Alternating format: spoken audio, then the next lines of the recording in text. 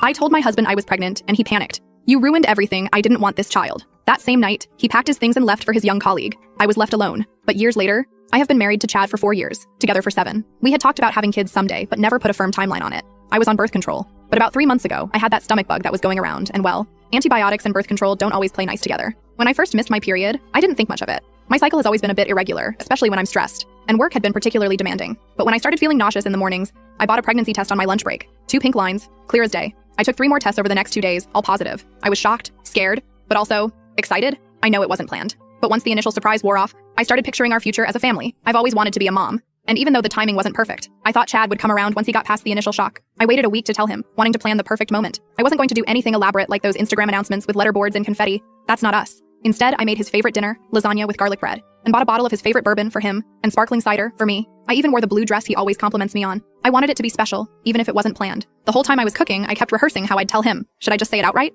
Make a joke? I settled on something simple after dinner. I have some news that's going to change our lives. Chad came home around 7, later than usual. He seemed distracted, checking his phone constantly. Not unusual lately. He'd been working on a big project with his team. He barely noticed the nice dinner, just mumbled something about it looking good, and poured himself a generous glass of bourbon before I could even mention the special occasion. During dinner, he was quiet, responding with one-word answers when I tried to make conversation. I asked about his day, his project, anything to get a conversation flowing, but he just shrugged or gave minimal responses. Something felt off, but I chalked it up to work stress. After we finished eating, I took a deep breath and reached for his hand across the table. I remember my exact words. Chad, I'm pregnant. The silence that followed felt like hours. His face went through a series of emotions. Blank, pale, then something I'd never seen before. Anger mixed with panic. When he finally spoke, he asked if I was joking. When I assured him I wasn't, that I'd taken 4 tests, things quickly spiraled. I'll never forget what he said next. You ruined everything. I didn't want this child. I tried explaining that it was an accident, probably due to the antibiotics interfering with my birth control. I thought we could figure it out together like we always had with other challenges. That's when he dropped the bomb that maybe he never wanted children at all. He claimed he only went along with my someday plans to keep me happy, but it was always just a hypothetical future to him. I asked if there was someone else,